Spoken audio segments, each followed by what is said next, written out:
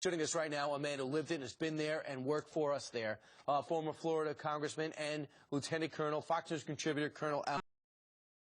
All right, Colonel, let me put you into the Oval Office. Al-Maliki walks in and he says, the word is he's not happy and the people are not happy with their relationship with Iran. Too oppressive.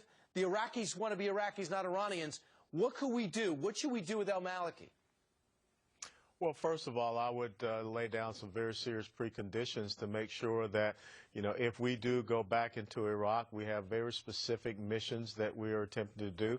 I think the president, missed the window of opportunity by maintaining the campaign promise and not listening to the generals on the ground about keeping a residual force in Iran, where we could have put out along the borders with Syria and also with the borders of Iran to kind of keep those external influencers for coming in, and then also working with the Kurdish people in the north, which are really our best allies in Iraq.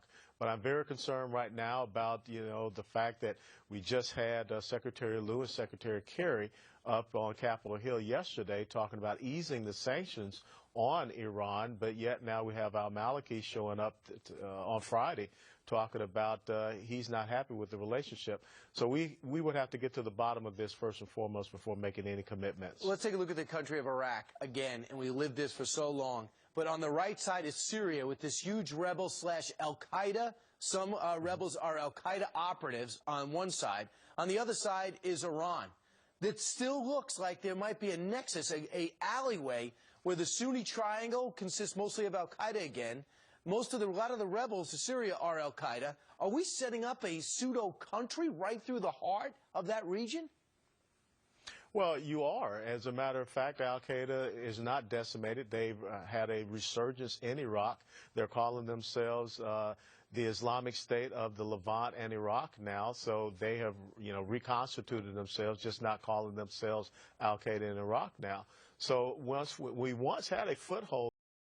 We could have kept the pressure on Al-Qaeda and other terrorist-associated elements, Sunni elements, and then we also could have kept Iran honest. So now you're going to have to go back and fight your way back in, which is something you never want to do. So this is a part of the short-sighted strategic vision of President Obama. Now, this is a tough situation he's going to be in, but I think that if you have the right preconditions, you could look at, reinserting yourself, because right now, if you don't, Al-Maliki is going to go to either Russia or China.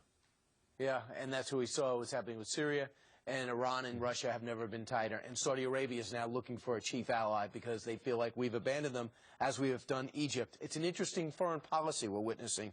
Lieutenant Colonel Alan West, who fights for us, worked for us in Washington, and is now a Fox News contributor. Thanks so much, Colonel. Thanks for having me, Brian. All right, next